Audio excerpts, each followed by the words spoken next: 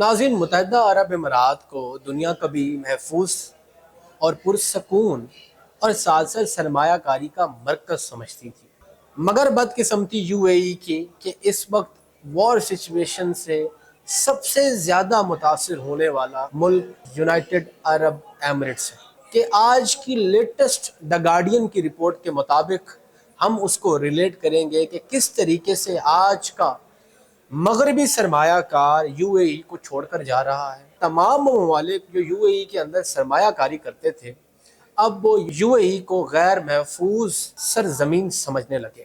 میں آپ کو بتاتا ہوں کہ برطانوی اخبار دا گارڈین کے مطابق خلیجی خطے میں جنگ کا خطرہ اس وقت مزید بڑھ گیا ہے، کیونکہ رپورٹس میں یہ دعویٰ کیا گیا ہے کہ متحدہ عرب امارات نے ایران پر خفیہ جوابی حملہ کیا ہے۔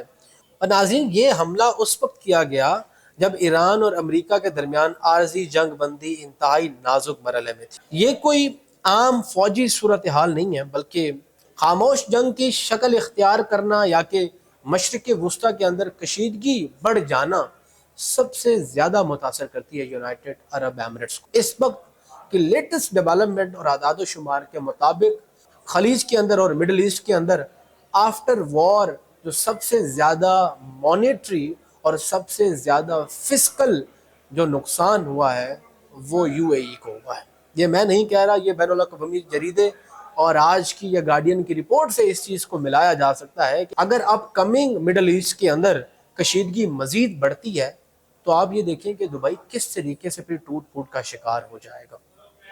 ماضی کے اندر اور حالیہ حملوں کے اندر جس طریقے سے فجیرہ و دیگر علاقوں پر جس طریقے سے ڈرونز اور میزائلز داغے گئے، یہ اس چیز کے نشاندہی اور اس چیز کے سند ہے کہ آنے والے وقت کے اندر دبئی کا زوال شروع ہو گیا ہے۔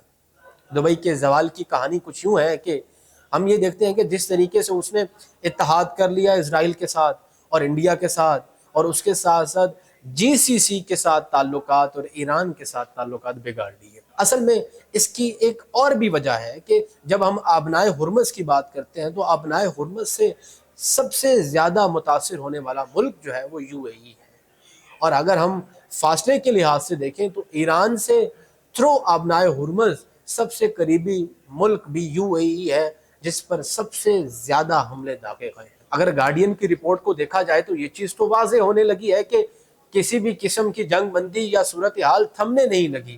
اگر صورتحال تھمنے نہیں لگی تو یو اے ای کا سرمایہ کار اب بہت پریشان ہو چکا ہے کہ جہاں ایک ایسا وقت دیکھنے کو ملا یو اے ای کے سویلین انفراسٹرکچر پہ حملے ہوتے ہوئے دیکھے، اور ہم نے سوشل میڈیا پہ گردش وہ ویڈیوز دیکھی جہاں سرمایہ کار عجلت میں دبئی چھوڑنے لگا۔ تو آج جہاں کچھ مبصرین یہ کہتے ہیں کہ کچھ حال بہتر ہونے لگی ہے، ان تمام مبصرین کو یہ دا گارڈین کی رپورٹ سامنے رکھتا ہوں اور کہتا ہوں کہ کیا یو اے ای سٹل محفوظ ریاست ہے؟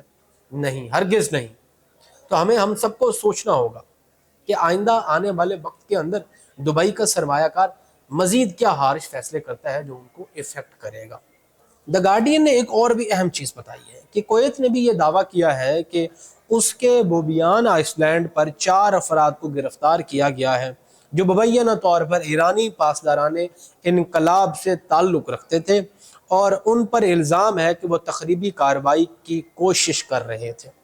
یعنی اب معاملہ صرف سرحدوں تک نہیں بلکہ اندرونی سیکیورٹی تک پہنچ گیا ہے۔ اصل تشویش کہاں ہے ناظرین؟ ذرا سمجھیے تو اصل خطرہ یہ ہے کہ اگر یہ کشیدگی بڑھتی ہے تو خلیجی ممالک براہ راست جنگ کے دائرے میں آ سکتے ہیں، اور یہی وہ بات ہے جس کی طرف دا گارڈین نے بھی اشارہ کیا ہے۔ اگر یہ تنازع نہ رک سکا تو پورا گلف ریجن اس میں تباہ و برباد ہو سکتا ہے، جس میں سر فہرست میں آپ کو کہہ رہا ہوں کہ یو اے ای ہے۔ تو ناظرین، یہ ہے متحدہ عرب امارات کی صورتحال۔ مزید بھی آپ کو اس حوالے سے آگاہ کرتے رہیں گے۔